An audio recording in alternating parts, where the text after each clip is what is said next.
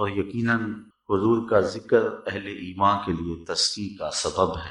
میں سینکڑوں بار یہ جملہ آپ تک پہنچا چکا ہوں۔ حضرت شیخ مہدی الفاسی مطالع المسرات شرح دلائل الخیرات میں لکھتے ہیں، حضور کا ذکر سن کر جس شخص کے کلیجے ٹھنڈ نہیں پڑتی، اس کے سینے میں دھڑکنے والا دل کسی مومن کا دل ہی نہیں ہے۔ یہ ہو ہی نہیں سکتا کہ حضور کا ذکر ہو اور تسکین نہ پہنچے۔ اہل ایمان حضور کے ذکر سے تسکین پاتے ہیں، اور جو حضور کا ذکر کرے انہیں وہ شخص بھی اچھا لگتا ہے۔ اور مجھے آپ پر رشک آ رہا ہے کہ آپ سارا دن کام کاج میں مصروف رہتے ہیں اور ساری رات حضور کے نام کی مجالس میں شریک رہتے ہیں۔ ربیع الاول کا چاند کیا طلوع ہوتا ہے، ذکر رسول کی بہار آ جاتی۔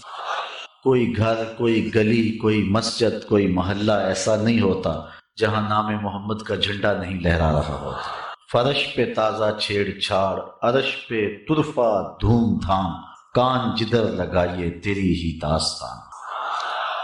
ہر شے فنا پذیر ہے، اقدار عالیہ برباد ہو، اخلاق حسنہ تباہ ہو، بھائی بھائی کا گلا کاٹ رہا، خون سفید ہو، ہر شے نیچے جا رہی لیکن ذکر رسول اوپر جا رہا۔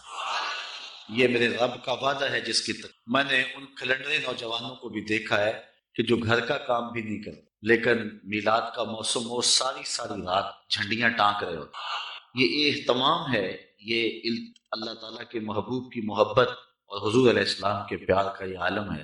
نخرے باز نوجوانوں کو گلیاں صاف کرتے ہیں کہ یہاں حضور کے میلاد کے جلوس نے گزرنا۔ محبتوں کی یہ عظیم داستان اور پیار کا یہ خوبصورت انداز اہل ایمان کو نصیب ہوا ہے، اور وہ یقیناً حضور کے ذکر سے خوش ہوتے ہیں، بلکہ حضور کے ذکر سے تو میرا رب بھی خوش ہوتا ہے۔ حضرت امیر معاویہ رضی اللہ تعالی عنہ سے مروی ایک روایت ہے جس کو صحاح نے بیان کیا ہے کہ ایک دن آقا تشریف لائے اور صحابہ باہم بیٹھے ہوئے، اور آقا کریم نے فرمایا ما اجلسکم، تمہیں یہاں آج کس شے نے بٹھایا ہوا، کیوں بیٹھے ہوئے؟ آپ سے بھی تو کوئی پوچھ سکتا ہے نا کہ موسم میں آج تغیر بھی ہے اور بوندا باندی کے امکان بھی ہیں، سردی کی ایک تازہ لہر بھی آئی، لیکن آپ سب کچھ چھوڑ چھاڑ کے یہاں کیوں آئے؟ تو آپ اس کا کوئی جواب تو دیں گے نا، یہی جواب دیں گے نا، خوشی ہے آمنہ کے لال کے تشریف لانے۔ تو صحابہ بیٹھے ہوئے تھے، آقا کریم نے فرمایا ما اجلسکم، یہاں آج تمہیں کس شے نے بٹھایا ہوا ہے؟ تو انہوں نے عرض کی جلسنا نذکر اللہ ونحمدہ علی ما ہدانا للاسلام ومن علینا بک، آج ہم اس لیے بیٹھے ہیں کہ اللہ نے آپ کی صورت میں ہمارے اوپر جو احسان کیا اور ہمیں اسلام کی ہدایت ملی ہے، اس پر ہم اللہ کی حمد بیان کرنے اور ذکر کرنے کے لیے بیٹھے ہیں۔ حضور نے فرمایا کہ صحابہ کیا تم اس بات پہ قسم اٹھا سکتے ہو کہ اسی لیے بیٹھے ہو؟ صحابہ نے کہا اللہ کی قسم ہم اس لیے بیٹھے ہو۔ فرمایا میں تم سے جو قسم لی ہے کسی تہمت کی وجہ سے نہیں لی، تمہارے قول کی صداقت پر مجھے کوئی شک نہیں تھا کہ اس کو دور کرنے کے لیے میں نے قسم لی ہو، بلکہ ماجرا کچھ اور۔ میرے پاس ابھی جبریل آئے اور انہوں نے آ کر کہا کہ محبوب آپ کے جو غلام کام کر رہے ہیں اس پر اللہ فرشتوں میں فخر فرما رہا ہے، اس کام پر اللہ فرشتوں میں فخر فرما رہا ہے کہ دیکھو میرے محبوب کے غلام کیا کر رہے ہیں۔ تو حضور اللہ کی تخلیق کے شاہکار ہیں، اور اس پر جب کوئی شکریہ ادا کرے گا تو اللہ راضی ہوگا، اللہ خوش ہوگا۔ تو آج میں آپ کے سامنے حضور علیہ السلام کے کچھ معجزات بیان کرنے کا ذہن لے کر کے آیا ہوں کہ آؤ آج اس کا ذکر کریں، جس کے ذکر پہ ذکر ختم ہو جاتا ہے، جس کا نام اتنا اونچا ہے، جس کا ذکر اتنا اونچا ہے کہ اونچائیاں پستی میں ڈھلنے لگ جاتی ہیں جب میرے محمد کا نام آتا ہے۔ اللہ اکبر۔ اللہ نے اپنے محبوب کو سر سے لے کر پاؤں تک سراپا معجزہ بنایا ہے، اور حضور علیہ السلام کے ہاتھوں سے، حضور علیہ السلام کی زبان سے، حضور علیہ السلام کے اشاروں سے کئی معجزات ظہور پذیر ہوئے ہیں۔ علماء نے لکھا ہے کہ ان کی تعداد 1200 تک ہے، اس سے زائد کی تعداد بھی علماء نے لکھی ہے، 1000 کی تعداد بھی۔ بہرحال حضور علیہ السلام کو اللہ تعالیٰ نے سراپا معجزہ بنایا، جدھر انگلی اٹھتی کائنات اسی طرف ہو، قطرے کو سمندر، ذرے کو ستارہ کرتے ہیں، کونین کو خم آ جاتا ہے جب زلف سنوارا کرتے ہیں۔ میرے آقا کریم علیہ السلام کے اشاروں پہ پوری کائنات ہے۔ اللہ اکبر۔ ذرے اس خاک کے تابندہ ستارے ہوں جس جگہ آپ نے نالین اتارے ہوں۔ ہم تو اس نبی کے چاہنے، اس نبی کے ماننے والے ہیں۔ حضور کا ذکر سن کے اہل ایمان خوش بھی ہوتے ہیں اور ان کے ایمان میں اضافہ بھی ہوتا ہے، اور ان کو ٹھنڈ بھی پڑتی ہے اور ان کی روح بھی رقص کرتی ہے۔ تو آؤ حضور علیہ السلام کے کچھ معجزات آپ تک پہنچاؤں۔ حضرت انس رضی اللہ تعالی عنہ روایت کرتے ہیں۔ امام بخاری نے اور امام مسلم نے اس حدیث کو اپنی اپنی اسناد کے ساتھ بیان کیا ہے۔ حضرت انس حضور کے خادم خاص ہیں، ویسے سارے صحابہ حضور کے خادم تھے، میں بھی حضور کا نوکر ہوں، آپ بھی حضور کے نوکر، تو لیکن جب کہا جائے کہ حضور کے خادم کا نام کیا ہے تو نام حضرت انس کا۔ ان کے والد تھے حضرت ابو طلحہ اور والدہ تھی ام سلیم، اور یہ ایسے خوش نصیب لوگ ہیں کہ ان کے بارے میں فرمایا گیا کہ ام سلیم جیسی بیوی کوئی نہیں اور ابو طلحہ جیسا شوہر کوئی نہیں۔ حضور جب ہجرت فرما کے مدینہ تشریف لائے نا تو حضرت انس اس وقت چھوٹی عمر میں تھے، تو حضرت ام سلیم ان کو لے کر کے حضور کی خدمت میں چلی گئی اور عرض کی حضور یہ گھر کے کام کاج کیا گیا، کوئی گھر کا سودا سلف لانا ہو تو یہ آپ کی نوکری کیا۔ پھر حضور حضرت انس سے بے پناہ محبت کیا کرتے، کبھی انس کہتے، کبھی انیس کہتے، کبھی یا ذل اذنین او دو کانوں والے، کبھی یوں پیار کرتے۔ کہتے ہیں ایک بوٹی تھی نمکین اور میں پہاڑوں سے کاٹ کے لاتا تھا اور اپنے ہم عمر بچوں کو دیتا، اس بوٹی کا نام حمزہ تھا۔ حضور نے مجھے ایک دن دیکھا اور فرمایا یا ابا حمزہ، او ابو حمزہ۔ حضور مجھے ابو حمزہ کہہ کے بھی پکارتے، انیس بھی کہتے، انس بھی کہتے، اور مجھے یا ذل اذنین او دو کانوں والے یہ کہہ کے بھی پکارتے۔ حضور بڑی محبت کرتے، 10 سال تک انہوں نے حضور کی نوکری کی ہے، اور کہتے ہیں 10 سال میں ایک بار بھی ایسی نہیں آئی کہ حضور نے مجھے جھڑکا ہو، بس مجھے پیار ہی کیا ہے، کیونکہ رحمت للعالمین جو ہیں۔ اب حضرت انس اس کو روایت کرتے ہیں، وان انس قال کان النبی صلی اللہ علیہ وسلم عروسا بزینب، کہتے ہیں جس دن حضرت زینب سے حضور کا نکاح ہوا، حضرت انس کے لفظ سنیے، کان النبی صلی اللہ علیہ وسلم عروسا بزینب، جس دن حضور حضرت زینب کے دولہے بنے۔ حضرت انس روایت کرتے ہیں جس دن حضور حضرت زینب کے دولہے بنے، فعمدت امی ام سلیم الی تمر و سمن و عقت، تو میری ماں ام سلیم نے کچھ کھجوریں، کچھ گھی اور کچھ پنیر دے کر اس کا حلوہ تیار کیا، فصنعت حیسا، ایک حلوہ تیار کیا، فجعلته فی طور، اور ایک برتن میں ڈال کر کے، فقالت، فرمایا یا انس اذهب بهذا الى رسول، یہ حلوہ حضور کی خدمت میں لے جاؤ، یہ حضور کے پاس لے جاؤ۔ اچھا کہتے ہیں کہ فقل، اور ساتھ حضور سے کہنا، بعثت بهذا الیک امی، حضور یہ حلوہ میری ماں نے بھیجا، یہ حلوہ میری ماں نے بھیجا۔ حضرت ابی بن کعب کہتے ہیں کہ میں ایک دن تلاوت کر رہا تھا تو حضور گزرے اور حضور رک کر کے سنتے رہے، بعد میں حضور سے ملاقات ہوئی تو فرمایا ابی میں گزرا تھا، میں نے تیرا قرآن پڑھنا سنا، تو حضرت ابی بن کعب کہنے لگے کہ حضور اگر مجھے پتا ہوتا نا کہ آپ سن رہے ہیں تو میں اور سنوار کے پڑھتا۔ اعلیٰ حضرت اس حدیث کے تحت لکھتے ہیں کہ کسی کو دکھلانے کے لیے پڑھنا ریاکاری ہوتا ہے اور اجر کو ضائع کر دیتا ہے، لیکن حضور کو دکھانے کے لیے اگر کرو تو اجر ضائع نہیں ہوتا، اجر دوہرا ہو جاتا ہے۔ اس لیے حضرت ابی بن کعب نے کہا کہ اگر مجھے پتا ہوتا نا کہ آپ سن رہے ہیں میں اور سوال کے پڑھتا۔ حضرت انس کی ماں نے کہا کہ حضور کو بتانا کہ یہ میری ماں نے بھیجا ہے، کیونکہ جب حضور کو بتاؤ گے تو حضور دعا دیں گے۔ ایک دن حضور کسی صحابی کے گھر کے دروازے پہ گئے اور آقا کریم کی عادت یہ تھی کہ السلام علیکم کہتے، جا کہا السلام علیکم، وہ دروازے پہ کھڑا تھا، سن لیا حضور آئے ہوں تو پتہ نہ چلا ہو کہ کون آیا ہے، اب اس نے منہ کے اندر کہا وعلیکم السلام، آواز کو اونچا نہیں کیا۔ حضور نے پھر کہا السلام علیکم، تو حضور علیہ السلام نے جب کہا تو اس نے پھر جو ہے وہ چپکے سے کہا وعلیکم، پھر حضور نے تیسری مرتبہ کہا السلام علیکم، تو اس نے پھر چپکے سے وعلیکم السلام کہا۔ حضور کی عادت تھی 3 مرتبہ کہتے اور پھر واپس چلے جائے، تو حضور واپس پلٹے تو صحابی حضور کے پیچھے بھاگے۔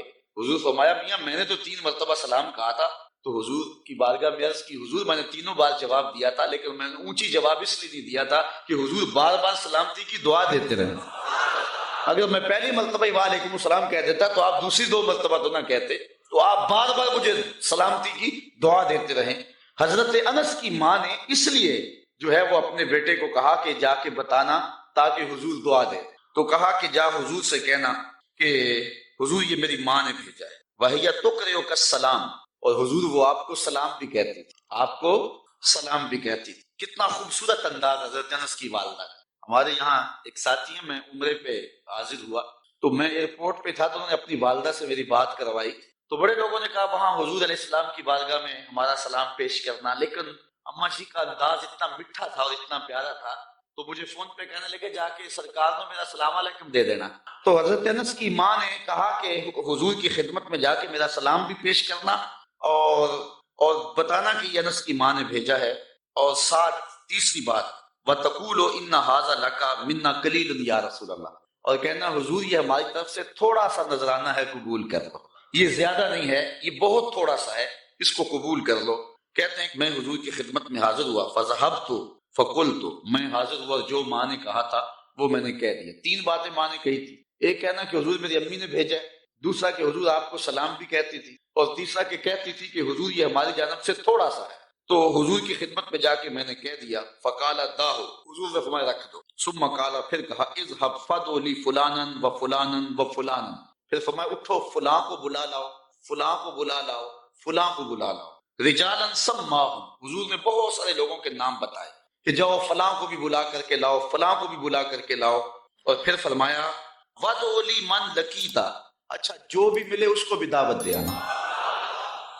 کچھ لوگ نام بنام بتائے کہ ان کو تو جا کے بلا کے لاؤ نا، اور ان کو پیغام میرا دے کے آؤ، اور پھر کرنا راستے کے اندر اگر تمہیں کو ملے تو اسے بھی کہہ دینا کہ تیری حضور کے گھر دعوت ہے۔ اچھا، حضرت انس رضی اللہ تعالیٰ عنہ فرماتے ہیں کہ میں چلا، فدعوت من سما ومن لقیت، جو حضور نے نام بتائے تھے میں نے جا کے ان کو بھی کہا، اور جو راستے میں ملا میں نے اسے بھی کہا، اور میاں تجھے حضور بلا رہے ہیں، حضور کے گھر میں تیری دعوت ہے۔ فرجعت فائز البیت غاص باہلہ، کہتے جب میں واپس پلٹا نا تو حضور کا ویڑا لوگوں کے ہجوم سے بھرا ہوا تھا۔ یار کوئی منسٹر دعوت دے کہ بیٹے کی شادی ہے آنا، تو لوگ پھولے نہیں سماتے، بتاتے پھرتے آج میں بڑا مصروف ہوں، میاں آج کیا ہے جی؟ آج میں نے شادی پہ جانا ہے۔ یار جس کو منسٹر بلائے، جس کو ایم پی اور ایم این اے بلائے، وہ تو خوشی سے پھولا نہ سمائے کہ آج فلاں گھر میری دعوت ہے، پھر ان کی خوشی کا عالم کیا ہوگا جن کی دعوت محمد عربی کے گھر میں تھی۔ تو کہتے جب واپس پلٹا تو گھر بھرا ہوا تھا لوگوں سے۔ اچھا، تابی نے جس نے حضرت انس سے روایت سنی اس نے کہا فقلت لانس، میں نے انس سے کہا، قیل لانس، حضرت انس سے کہا گیا عددکم کم کان، کہ لوگ تھے کتنے؟ جن لوگوں سے گھر بھرا ہوا تھا ان کی تعداد کوئی اندازہ ہے؟ حضرت انس کہنے لگے 300 کے قریب ہوں گے لوگ۔ میں ایسے گیا اور ایسے پلٹ کے آ گیا، اور جب واپس آیا تو 300 لوگوں سے حضور کا گھر بھرا ہوا تھا۔ اب آقا کریم علیہ السلام نے فرمایا، حضرت انس کہتے ہیں فرأیت النبی صلی اللہ علیہ وسلم وضع یدہ علی تلک الحیضہ، کہ حضور نے اپنا دست برکت اس پیالے پہ رکھا، اس حلوے پر اپنا دست شفا، دست نور، دست برکت، دست رحمت اس پیالے پر رکھ دیا، اور وتکلم بما شاء اللہ، اور جو اللہ نے چاہا وہ حضور نے پڑھا، ہاتھ رکھا، کھانے کو سامنے رکھا، اور پھر جو اللہ نے چاہا حضور نے وہ تلاوت کی۔ اللہ اب کوئی ضد کرتا ہے کہ میں سامنے کھانا نہیں رکھنا تو نہ رکھے اس کی مرضی، لیکن حدیث یہی ہے کہ حضور علیہ السلام نے سامنے رکھا، ہاتھ بھی رکھا، اور جو اللہ نے چاہا پڑھا بھی حضور۔ اچھا، پھر اس کے بعد کیا کیا؟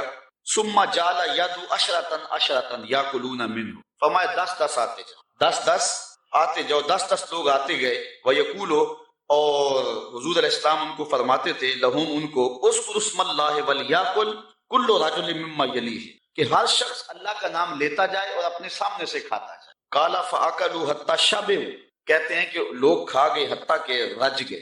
فخرجت طائفۃ ودخلت طائفہ، ایک گروہ جاتا دوسرا آ جاتا، حتی اکلوا کلہم، یہاں تک کہ سب نے ایک پیالے سے کھانا کھایا۔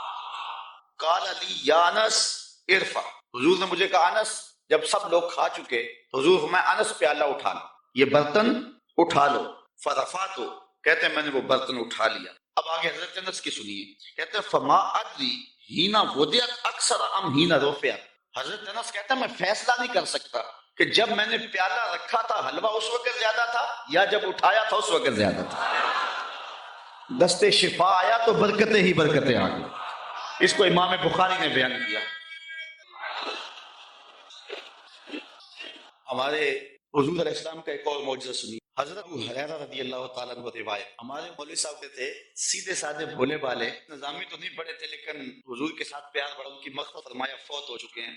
تو کسی نے ان سے پوچھا کہ حضرت ابو ہریرہ کو ابو ہریرہ کیوں کہتے ہیں، حضرت ابو ہریرہ کو ابو ہریرہ کیوں کہتے ہیں؟ تو انہوں نے جواب دیا، کہنے لگے کہ ابو ہریرہ کو ابو ہریرہ اس لیے کہتے ہیں کہ وہ ہر ویلے حضور کے پاس رہتے تھے۔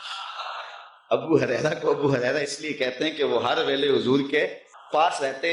اس کا سبب تو اور ہے لیکن چلو آج یہی ترجمہ کر لیتے ہیں کہ حضرت ابو ہریرہ ہر ویلے حضور کے پاس ہی رہتے تھے اور ان کے مقدر کے وہ حضور کے پاس رہتے۔ اچھا، حضرت ابو ہریرہ رضی اللہ تعالی عنہ اصحاب صفہ میں سے، اسلام کی پہلی یونیورسٹی صفہ، اس کے طالب علم، اور حضور سے بلا تعین اوقات انہوں نے پڑھا، اور آقا کریم نے ان کے سینے کے اندر علم کوٹ کوٹ کے بھر دیا۔ کہتے ہیں میں بہت کچھ سنتا تھا بھول جاتا تھا، پھر ایک نے عرض کی انی اسمع منک حدیثا کثیرا، بہت کچھ سنتا ہوں لیکن یاد نہیں رہتا۔ فرمایا ابسط رداء کا یا ابا ہریرہ، چادر بچھا لو۔ چادر بچھی تو حضور نے یوں کو شے ڈال دی، فرمایا سمیٹو اور سینے سے لگاؤ، کہتے ہیں سینے سے لگایا پھر بھول نہیں سکا۔ حضرت ابو ہریرہ نے حضور علیہ السلام سے کثرت کے ساتھ احادیث امت کو پہنچائی۔ اصحاب صفہ میں تھے، کوئی شخص خدمت کر جاتا، کوئی گھر میں چیز کسی نے تیار کی دے جاتا، کھا لیتے، بھوک بھی کاٹتے۔ کہتے ایک دن ایسا تھا کہ اتنی بھوک لگی کہ کھانے کے لیے کچھ نہ تھا اور میری کمر بھی سیدھی نہیں ہو رہی تھی۔ میں مسجد نبوی کے ایسے زاویے میں جا کے بیٹھ گیا جہاں لوگوں کا گزر ہوتا۔ میرا خیال یہ تھا کوئی گزرتا مجھے دیکھے گا اور میرے چہرے پر بھوک اور پیاس کے آثار دیکھے گا تو کوئی میری ضیافت کرے گا اور میری کمر سیدھی ہو جائے، لیکن جو بھی آتا سلام لے کے گزر جاتا، کسی نے اس پہ غور نہ کیا۔ خیر حضرت عمر رضی اللہ تعالیٰ عنہ آئے تو میں نے ان سے قرآن مجید کی کسی آیت کے بارے میں پوچھا۔ میرا خیال تھا کہ یہ آیت بھی بتائیں گے اور ساتھ میرے سے ہم کلام بھی ہوں گے اور میرے اندر کی کیفیت جان جائیں گے۔ انہوں نے مجھے آیت بتائی اور جلدی سے چلے گئے۔ میں پھر پریشان، پھر حضرت ابو بکر صدیق رضی اللہ تعالیٰ عنہ، میں نے ان سے بھی کوئی مسئلہ شریف پوچھا، انہوں نے مسئلہ بتایا اور چلے گئے۔ میں دل میں سوچا کہ میرا مسئلہ تو حل نہ ہو۔ کہا پھر میں بیٹھا تھا کہ دل و قلب و نگاہ کا مرشد اولین آ گیا، حضور آ گئے۔ میں نے حضور سے بھی کوئی مسئلہ پوچھا، حضور نے میری جانب غور سے دیکھا اور پھر مسکرا پڑے اور کہا ابو ہریرہ بھوک لگی ہوئی ہے؟ میں نے عرض کی حضور مجھے بھوک لگی ہوئی ہے۔ فرمایا میرے پیچھے آ جاؤ۔ حضور علیہ السلام نے اہل خانہ کو کہا کہ کوئی چیز ہے کھانے کے لیے؟ انہوں نے کہا کسی طرف سے دودھ کا ایک پیالہ ہے۔ کہتے کہ میری جان میں جان آئی، لیکن حضور نے فرمایا ابو ہریرہ جو صفہ پہ بیٹھے ہیں ان کو بھی بلا۔ صرف ابو ہریرہ رضی اللہ تعالی عنہ سے ہی پیار نہیں ہے، جو باقی خادم ہیں ان سے بھی پیار۔ آقا تو سب کے ہیں نا، وہ بھی بھوک میں تڑپ رہے ہیں، کہا ان کو بھی بلا لا۔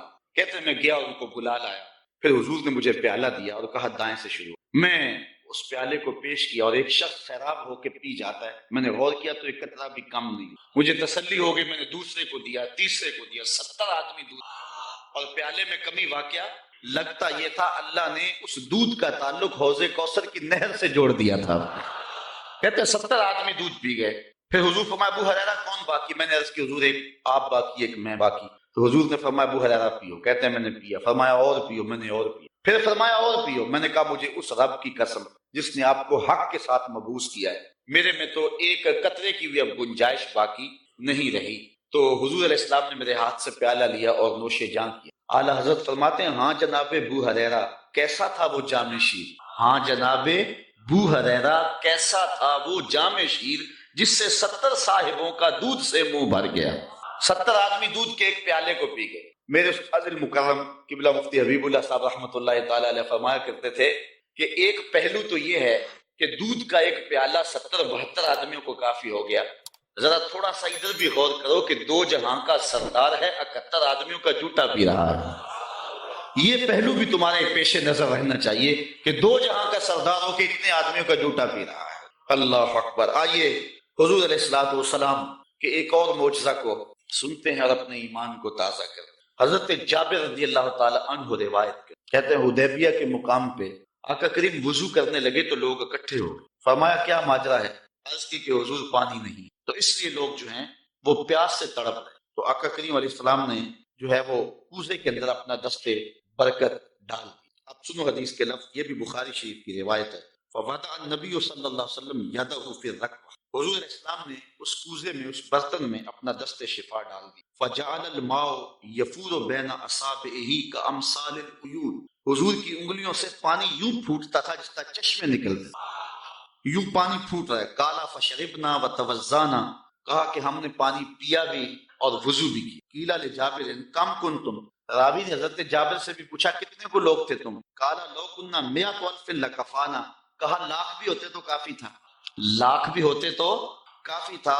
کنا 15,000، لیکن ہم تھے جو ہیں وہ 1500، لیکن اگر وہ لاکھ بھی ہوتے تو وہ پانی کم نہ پڑتا۔ یہاں اعلیٰ حضرت کا اسلوب پھر دیکھیں، آپ فرماتے انگلیاں ہیں فیض پر، ٹوٹے ہیں پیاسے جھوم کر، انگلیاں ہیں فیض پر، ٹوٹے ہیں پیاسے جھوم کر، ندیاں پنجاب رحمت کی ہیں جاری واہ واہ، ندیاں پنجاب رحمت کی ہیں جاری واہ واہ۔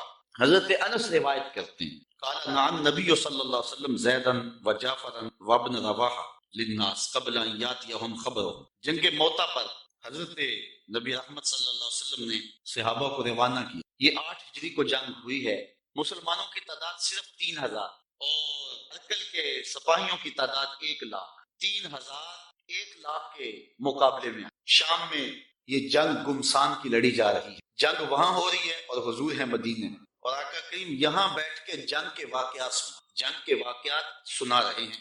تو حضور نے ارشاد فرمایا کہ اخذ رایۃ زید فاصیب، فرمایا جھنڈا اب حضرت زید نے پکڑا، جھنڈا لشکر اسلام کا حضرت زید نے پکڑا، پھر فرمایا کہ وہ شہید کر دی۔ ثم اخذ ابن رواحہ فاصیب، پھر فرمایا عبداللہ ابن رواحہ نے پکڑا جھنڈا، پھر فرمایا وہ بھی شہید کر۔ وَعَيْنَاهُ تَذْرِفَانِ، حضور یہ بیان کرتے جا رہے تھے اور آنکھوں سے آنسو ٹپک۔ پھر اس کے بعد حضور نے فرمایا حَتَّى أَخَذَ الرَّايَةَ سَيْفٌ مِّن سَيُوفِ اللَّهِ، یعنی خالد ابن الولید، فرمایا اب اللہ کی تلواروں میں سے ایک تلوار خالد بن ولید نے پکڑ لیا۔ حَتَّى فَتَحَ اللَّهُ عَلَيْهِمْ، یہاں تک کہ اللہ تعالیٰ نے ان کو فتح عطا فرمایا۔ بیٹھے مدینے میں ہیں، نظر کہاں ہے؟ جہاں موتا کی جنگ ہو رہی ہے، یہ شام کے علاقے میں واقعہ ہے۔ حضرت خالد بن ولید کے ہاتھ پر اللہ تعالیٰ نے اسلام کو فتح دی اور 3000 مجاہدوں نے 1 لاکھ کے دانت کٹے کر کے رکھے، اور حضرت خالد بن ولید کو سیف اللہ اسی موقع پہ کہا گیا۔ آپ نے کافروں پر اس جنگ میں 8 تلواریں توڑی تھی۔ تلوار توڑنا عرب میں بہادری کی علامت، جو تلوار توڑتا اتنے لوگوں کو مارتا کہ اس کی تلوار ٹوٹ جاتی۔ اس جنگ میں 8 تلواریں توڑی حضرت خالد بن۔ ساری زندگی حضرت خالد بن ولید کی آرزو رہی کہ میں بھی شہید ہو جاؤں راہ خدا، لیکن یہ ان کی آرزو پوری نہ ہو سکی، اس لیے کہ وہ اللہ کی تلوار تھے، اور اللہ کی تلوار کو کون توڑتا۔ اس لیے حضرت خالد بن ولید رضی اللہ تعالیٰ عنہ ساری زندگی جو ہے وہ کسی جنگ کے اندر بھی نامراد نہیں ہوئے اور ناکام نہیں ہوئے۔ ایک موقع پر جبلہ بن احم کے مقابلے میں حضرت خالد بن ولید تھے، اس معاملے میں مسلمانوں کی پسپائی۔ حضرت خالد بن ولید کو حضرت رافع بن عمر طائی نے کہا کہ اب ہماری قضا آ گئی۔ ان کا ایک افسر انہیں مارا اور انہوں نے یک بارگی حملہ کر، مسلمانوں کی تعداد تھوڑی تھی۔ حضرت رافع بن عمر طائی نے کہا کہ اب ہماری موت آ گئی، اب ہماری۔ حضرت خالد ولید نے کہا کہ واقعی مجھے بھی یوں ہی لگتا ہے، کیونکہ میں کسی جنگ میں ناکام نہیں ہوا اور پسپا نہیں ہوا، لیکن آج ہم پسپا ہو رہے ہیں۔ اس کی ایک وجہ ہے کہ حضور علیہ السلام کے مبارک بال میرے پاس تھے اور میں ٹوپی میں سی ہوئے، اور ہر جنگ میں میرے ساتھ ہو، آج میں ٹوپی گھر بھول آیا، اور یہ مصیبت جو ہمارے اوپر پڑی ہے اس لیے کہ میرے پاس آج وہ حضور علیہ السلام کے معجز نما بال جو ہیں آج وہ موجود نہیں ہے۔ لیکن بندہ مٹ نہ جائے آقا پہ تو وہ بندہ کیا، بے خبر ہو جو غلاموں سے وہ آقا کیا ہے۔ دور طیبہ سے جب بھی میں تڑپا کبھی، ان کو حالات کی سب خبر ہو۔ حضور حضرت ابو عبیدہ کو خواب میں ملے اور فرمایا خالد پہ مشکل بنی اور تم یہاں سو رہے ہو۔ وہ فوراً اٹھے اور اعلان کروا دیا، کہا جلدی تیار ہو جاؤ، حضرت خالد کی مدد کو پہنچتا۔ راتوں رات لشکر تیار ہوا اور حضرت خالد بن ولید رضی اللہ تعالی عنہ کی مدد کے لیے لشکر چل پڑا۔ انہوں نے دیکھا کہ ایک نقاب پوش سوار ہے جو لشکر سے ہٹ کر کے چل رہا ہے۔ امیر لشکر نے کہا کہ ذرا اس شخص کو دیکھو، یہ کون ہے، کوئی جاسوس؟ جب مجاہد اس کے پاس گئے اس نے کہا کہ پیچھے ہٹ جاؤ، میں کوئی غیر نہیں ہوں، میں حضرت خالد بن ولید کی بیوی ہوں۔ جب حضرت ابو عبیدہ نے اعلان کروایا نا کہ تیار ہو جاؤ کہ خالد پہ مشکل آ گئی ہے، تو میں نے سوچا کہ اللہ کے شیر پہ کبھی مشکل آئی تو تھی نہیں، یہ کیا ہو گیا؟ تو میں نے غور کیا تو ان کی ٹوپی گھر رہ گئی تھی، تو میں نے ٹوپی لی، میں ان کو ٹوپی دینے جا رہی۔ لشکر کے ساتھ ساتھ حضرت خالد بن ولید کی اہلیہ بھی چلتی رہی۔ حضرت خالد بن ولید ادھر محاذ پہ ڈٹے ہوئے، اچانک حضرت خالد بن ولید کیا دیکھتے ہیں کہ ایک جانب سے اللہ اکبر کی آواز آئی اور 5-6 مجاہد ہیں جو دشمن کے لشکر کو پیچھے دھکیل رہے ہیں، اور اس میں ایک نقاب پوش مجاہد۔ حضرت خالد بن ولید نے گھوڑے کو ایڑ لگائی اور جا کے اس کے قریب کھڑے ہو گئے، کہا جوان مجاہد تو کون ہے کہ لشکر کے جو ہے پشتے کاٹ رہا ہے؟ اس نے تھوڑا سا نقاب سرکا کے کہا آنا زوجتو کا ام تمیم، میں تمہاری بیوی ام تمیم ہوں، اور تم حضور کے بالوں والی ٹوپی بھول آئے تھے، میں وہ تمہیں دینے آئی ہوں۔ تو انہوں نے وہ ٹوپی ان کو پیش کی تو اللہ نے اسی دن حضرت خالد بن ولید کو فتح عطا فرمایا۔ یہ حضور علیہ الصلوۃ والسلام کے منہ مبارک کا موقع ہے۔ حضرت سلمان فارسی رضی اللہ تعالی عنہ نے 350 سال زندگی پائی، ایک روایت کے مطابق 250 سال اور دوسری روایت کے مطابق 350 سال زندگی۔ کہتے ہیں کہ میں ایک پادری کی خدمت کرتا رہا، جب اس کا آخری وقت آیا اس نے مجھے کہا کہ تو نے میری بڑی نوکری کی ہے اور بڑی خدمت کی ہے، تو اب میں جا رہا ہوں، لیکن اب تو چلا جا غموریہ، اور وہاں کا ایک راہب ہے جو کتاب اللہ کو صحیح جاننے والا ہے، اس کی خدمت کر، تجھے کچھ مل جائے۔ کہتے میں نے اس کی وفات کے بعد تدفین کی اور پھر غموریہ کے اس راہب کے پاس پہنچا۔ ساری زندگی میں نے اس کی نوکری، جب وہ فوت ہونے لگا اس نے مجھے کہا کہ اب میں اس دنیا سے جا رہا ہوں، تو نے بہت زیادہ میری خدمت کی، میں تجھے ایک پتے کی بات، چلا جا مدینے میں، یسرب، یہ نبی آخر زمان کی ہجرت گاہ، اور وہاں جا کے اس کا انتظار کر، اب وہ آنے والے، کیونکہ آنے کا وقت بالکل قریب آ گیا۔ کہتے میں نے اس کو کہا کہ مجھے کیسے پتا چلے گا کہ یہ نبی ہے؟ کوئی شخص بھی تو دعویٰ کر سکتا۔ کہا 3 نشانیاں، ایک تو یہ ہے کہ صدقہ قبول نہیں،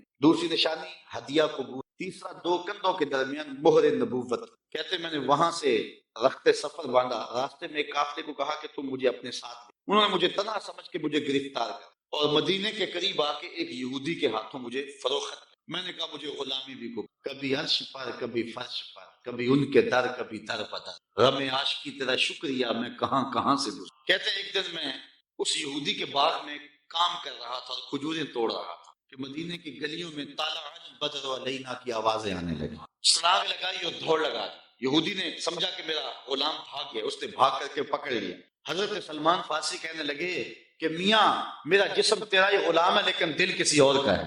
تو پھر میں حضور کی خدمت میں کچھ کھجوریں پیش کی تو فرمایا ہم نبی ہیں، ہم صدقہ نہیں لیا کر۔ میں نے کہا حضور صدقہ نہیں ہے، ہدیہ ہے، تو حضور نے قبول فرما لی۔ 2 نشانیاں پوری ہو گئی، اب تیسری نشانی کا انتظار۔ حضور مہر نبوت کو چھپا کر کے رکھتے، میں طاق میں رہتا۔ ایک دن ایک جنازے میں حضور تشریف لائے، میں تھوڑا سا حضور کے پیچھے ہوں تو آقا کریم علیہ السلام نے اپنی چادر مہر نبوت سے ہٹا دی، فَأَلْقَى إِلَيَّ رِدَاءَهُ، اپنی چادر میری جانب پھینک دی، وَقَالَ انظر إِلَى مَا أُمِرْتَ بِهِ، جو تجھے بتایا گیا دیکھ لے، جو ڈھونڈ رہا ہے وہ دیکھ لے۔ فَرَأَيْتُ الْخَاتِمَ بَيْنَ كَتِفَيْهِ مِثْلَ بَيْضَةِ الْحَمَامَةِ، تو پھر میں نے حضور کے 2 کندھوں کے درمیان کبوتر کے انڈے کے برابر حضور کی مہر نبوت دیکھ لی اور ایمان کی دولت سے مالا مال ہو گئے۔ اچھا، حضور کے معجزات کی فہرست تو بہت طویل ہے، لیکن میں آج کی اس نشست کو ایک عظیم حضور کے معجزے سے اختتام کی طرف لے جاؤں گا۔ آقا کریم جب ہجرت مدینہ کے لیے رخت سفر باندھتے ہیں، راستے میں عاتقہ بنت خلف بن معبد نامی ایک خاتون کا گھر آیا۔ حضور وہاں رک کر کے اس کو کہا کہ اگر تمہارے پاس ہماری خدمت کے لیے کچھ ہے تو ہمیں پیش کر۔ بھوک اور پیاس آقا کریم نے محسوس کی حضور کے جسم۔ تو اس خاتون نے جس کا نام ام معبد، اس نے کہا کہ لو کان عندنا شیء ما آوزکم الکرام، ہم دیہاتی لوگ ہیں اور عرب ہیں، ہمارے ہاں مہمان آ جائے تو کوئی کسر نہیں چھوڑتے، لیکن آج اتفاق ایسا ہے کہ ہمارے گھر کچھ ہے نہیں جو آپ کی خدمت کے لیے پیش کریں۔ عرب لوگ مہمان دیکھ کر کے خوش ہوتے ہیں، پھر مہمان بھی اتنے سونے آ جائیں، لیکن بدقسمتی یہ ہے کہ اس وقت ہمارے پاس کچھ ہے نہیں جو آپ کو پیش کر سکے۔ ایک جانب ایک بکری بندھی ہوئی تھی، لاغر اور کمزور سی۔ حضور فرمایا اگر تم کہو تو اس کا دودھ دھو لے۔ اس نے کہا اس کی ہڈیوں میں گودا نہیں، کھیری میں دودھ کہاں ہو، اگر یہ چلنے کے قابل ہوتی تو ریبڑ کے ساتھ نہ جاتی۔ فرمایا اگر تم اجازت دو۔ اس نے کہا مجھے کیا اعتراض ہو سکتا۔ تو حضرت سیدنا صدیق اکبر نے آگے بڑھ کے بکری کو کھولا اور حضور کے سامنے کھڑا کیا۔ آقا نے دست شفا، دست رحمت اور دست برکت اس بکری کی پشت پہ رکھا۔ جو ہی حضور کا ہاتھ آیا تو اس نے جھجری لی، ٹانگیں چوڑی کر دی، اس کی کھیری میں دودھ اتر آیا۔ حضور علیہ السلام نے فرمایا کہ کوئی برتن لا۔ اس نے گھر کا برتن پیش کیا، حضور نے دودھ دعا تو جھاگ اٹھنے لگی، حتیٰ کہ گھر کے سارے برتن دودھ سے بھر گئے۔ ام معبد کے گھر کی تھالیاں بھی دودھ سے بھر گئی۔ حضور نے بھی پیا، حضور کے ساتھیوں نے بھی پیا۔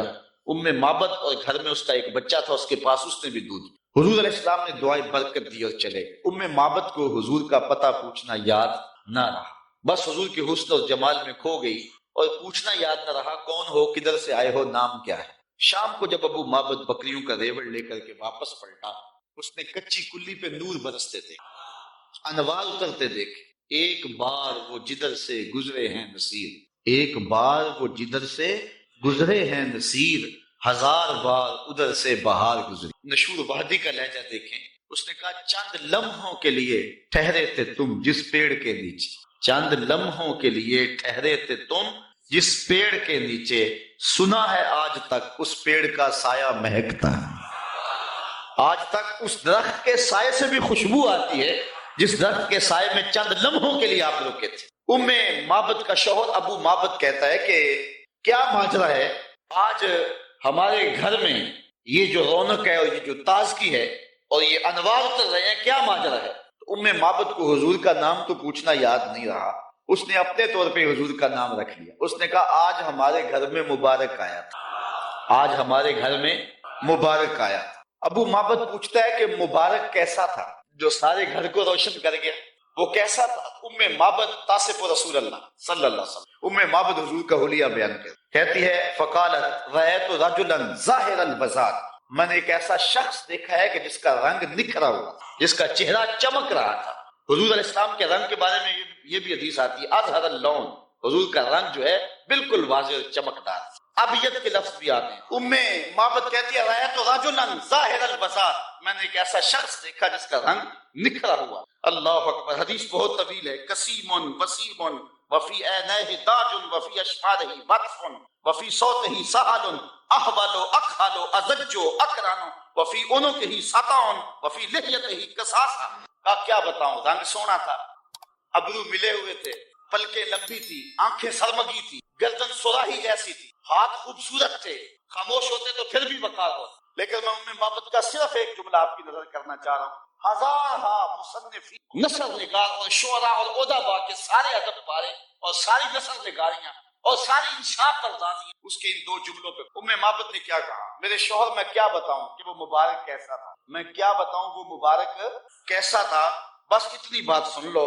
ابہ الناس وَأَجْمَلَهُ مِنْ بَعِيدٍ وَأَحْسَنَهُ مِنْ قَرِيبٍ، وہ اتنا سونا تھا جب کوئی اس کو دور سے دیکھتا تو سونا نظر آتا، قریب آ کے دیکھتا تو اور سونا نظر آتا۔ یہ دو جملے اس کے دیکھیے، دور سے کوئی دیکھے تو پھر بھی سونا، قریب آئے تو پھر بھی۔ کچھ لوگ دور سے بھلے لگتے ہیں، قریب آئے تو نقوش میں وہ کشش نہیں ہوتی، کچھ لوگ قریب سے سونے دور سے دھندلے ہو جاتے ہیں۔ لیکن کہا وہ اتنا سونا تھا، دور تھا پھر بھی سونا لگتا تھا، قریب آیا تو پھر بھی۔ اچھا، یہاں اس نے حضور کی سیرت بھی بیان کی۔ کچھ لوگ دور سے اچھے لگتے ہیں، قریب آ کے اچھے، دور سے اچھے لیکن رشتہ داری کر کے دیکھو تو اچھے نہیں ہیں، کاروبار کر کے دیکھو تو اچھے نہیں ہیں، دوستی لگا کے دیکھو تو اچھے نہیں ہیں، سفر کر کے دیکھو تو اچھے نہیں۔ وہ کیا، کسی نے کہا اس کے لہجے میں یوں تو برف تھی لیکن جو چھو کے دیکھا تو ہاتھ جل گئے۔ کچھ لوگ دور سے سہانے سہانے، قریب آئے تو کان پھٹے ڈھول کی طرح۔ لیکن اس نے حضور کی صورت بھی بیان کی اور ان جملوں میں حضور کی سیرت بھی بیان کی۔ کہا وہ اتنا سونا تھا، دور تھا تو پھر بھی سونا لگتا تھا، قریب آ گیا تو پھر بھی سونا لگتا تھا۔ دور تھا تو نظریں جھکی ہوئی تھی، قریب آیا تو حیا کے پہرے تھے، عجیب حسن تھا، عجیب رنگ تھا، دور سے بھی سونا لگتا تھا، قریب سے بھی سونا لگتا۔ اچھا، ایک ترجمہ اس کا میں نے بھی کیا ہے، اگر آپ کا ذوق ہو سلامت۔ اس نے کہا کہ کیا بتاؤں، دور سے بھی سونا اور قریب سے بھی سونا۔ تو میرے ذہن میں اس کا مفہوم ایک یہ بھی آیا ہے، تم وہی ہیں، لیکن ایک یہ بھی آیا ہے اور آپ اس کی تائید کریں گے، علماء تشریف فرما ہے، شفقت فرمائیں گے۔ تو اس نے کہا کہ میں کیا بتاؤں وہ کتنا سونا تھا، دور تھا تو سونا لگتا تھا، قریب آیا تو اور سونا لگتا۔ تو میں کہتا ہوں کہ حضور دور سے بھی سونے اور قریب سے بھی۔ جنہوں نے قریب سے دیکھا نا، انہوں نے کہا کل قمر لیلۃ البدر لم ارا قبلہ ولا بعدہ مثلہ۔ کیا پوچھتے ہو، 14ویں رات کا چمکتا ہوا چاند تھے حضور، حضور جیسا نہ پہلے دیکھا نہ بعد میں دیکھا۔ یہ کس نے کہا؟ حضرت ابو ہریرہ نے، جس نے پاس کھڑے ہو کر کے دیکھا۔ جس نے قریب سے دیکھا اس نے کہا کل قمر لیلۃ البدر، اور جس نے 13 صدیوں کے فاصلے پہ کھڑے ہو کے دیکھا اس نے کہا مکھ چند بدر شاہ شانی، متھے چمک دی لاٹ، کالی زلفت اکھ مستانی ہے، مخمور اکھی ہند مد بھری۔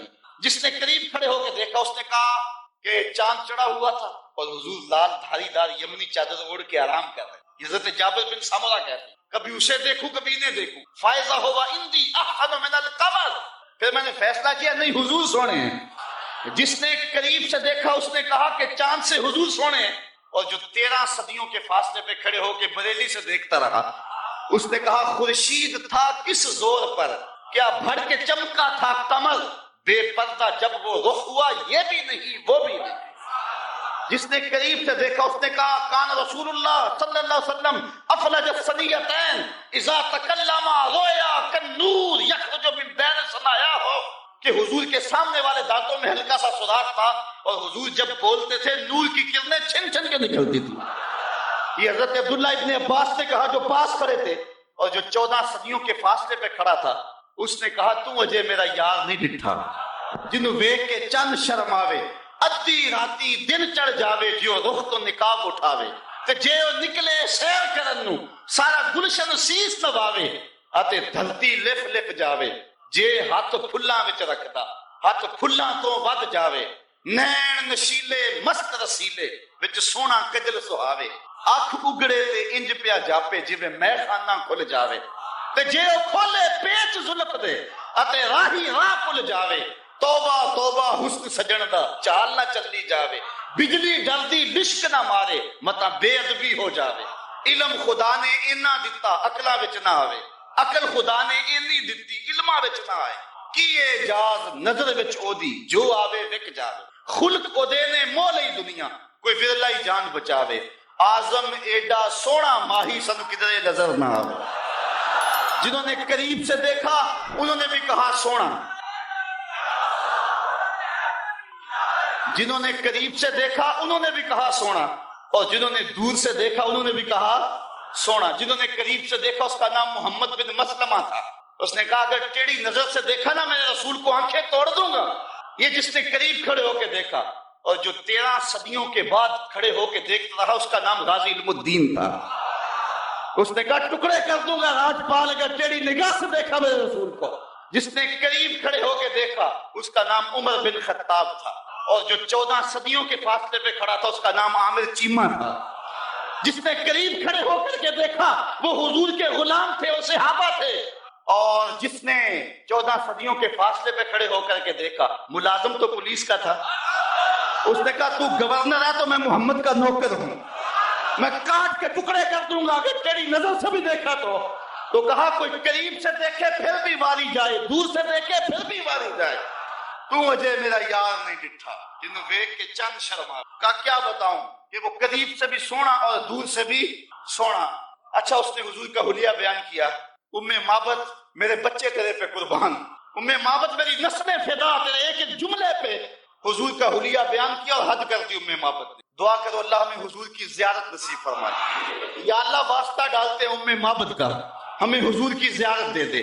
یہ آنکھیں اس قابل تو نہیں ہیں لیکن مالک تو کرم کر، ہم تیرے محبوب کا نام لے رہے ہیں، ام مابت کا صدقہ حضور کی زیارت دے دے۔ اچھا ام مابت نے حضور کا حلیہ بیان کیا، مبارک کا حلیہ بیان کیا۔ ام مابت حلیہ بیان کر کے فارغ ہوئی تو بچہ بولا امی وہ بکری والی بات سنائی نہیں، جو بکری کی پشت پہ ہاتھ پھیرا تھا مبارک نے، وہ تو بات نہیں سنائی۔ اللہ اکبر۔ اب ابو مابت کہتا تم نے زیادتی کیا میرے سے، جب مبارک آیا تو مجھے بلایا کیوں نہیں؟ اس کو میں بھی دیکھنا چاہتا تھا۔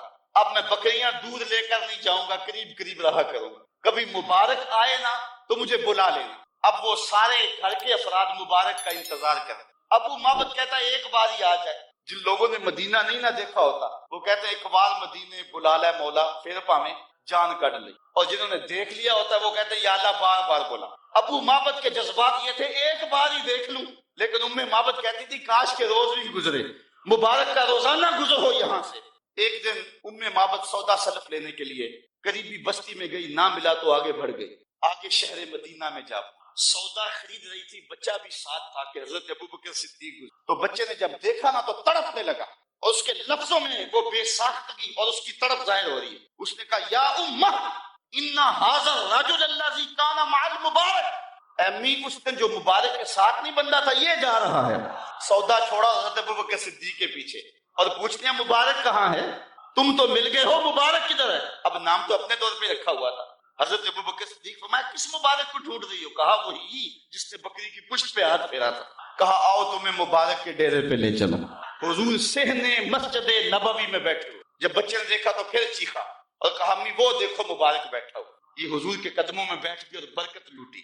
حضور نے اسلام دیا، انہوں نے واپس پلٹے، گھر آئے۔ شام کو ابو مابت کے واپس آنے کا جب وقت ہوا نا تو ماں کہتی تھی بیٹا تو خاموش رہنا، میں بتاؤں گی تمہارے باپ کو۔ بیٹا کہتا نہیں امی مبارک کے ساتھی کو میں نے دیکھا تھا، اس لیے میں نے بتانا ابو کہ ہم مبارک کو دیکھ آئے ہیں۔ شام کو جب ابو مابت آیا نا یہ دونوں بتانے لگے، وہ پہلے ہی بول پڑا، کہا گھر پھر چمک رہا ہے، مبارک پھر آیا تھا؟ انہوں نے کہا مبارک تو نہیں آیا، ہم اس کا ڈیرا دیکھ آئے ہیں۔ کہا کدھر رہتا ہے؟ کہا جسے دنیا محمد کہتی ہے وہی تو مبارک ہے۔ پھر اگلے دن ابو مابت بھی حضور کے قدموں میں بیٹھا ہوا تھا۔ وہ بکری ام مابت کے پاس عام و رمادہ تک زندہ رہی۔ اہل سیر لکھتے ہیں کہ حضرت عمر کے دور میں ایک سال آیا تھا جب قحط پڑا تھا اور درخت بھی سوکھ گئے تھے، جانوروں کی چھاتیاں بھی خشک ہو گئی تھی، کنووں کے پانی بھی نیچے چلے گئے تھے اور بھی خشک ہو گئے، کہیں سے پانی کا کوئی قطرہ نہیں ملتا تھا، لیکن ام مابت کے ڈیرے سے بکری کا دودھ مل جاتا تھا، کیونکہ حضور علیہ السلام نے اس بکری پر اپنا دست شفا پھیرا، اپنا دست برکت پھیرا تھا۔ یہ حضور علیہ السلام کے ہاتھ کی اور حضور علیہ السلام کے دست نور کی برکت ہے۔ یہ ہاتھ تو اٹھ جائے تو چاند کے ٹکڑے ہوتے ہیں، یہ ہاتھ اٹھ جائے تو سورج پلٹ کے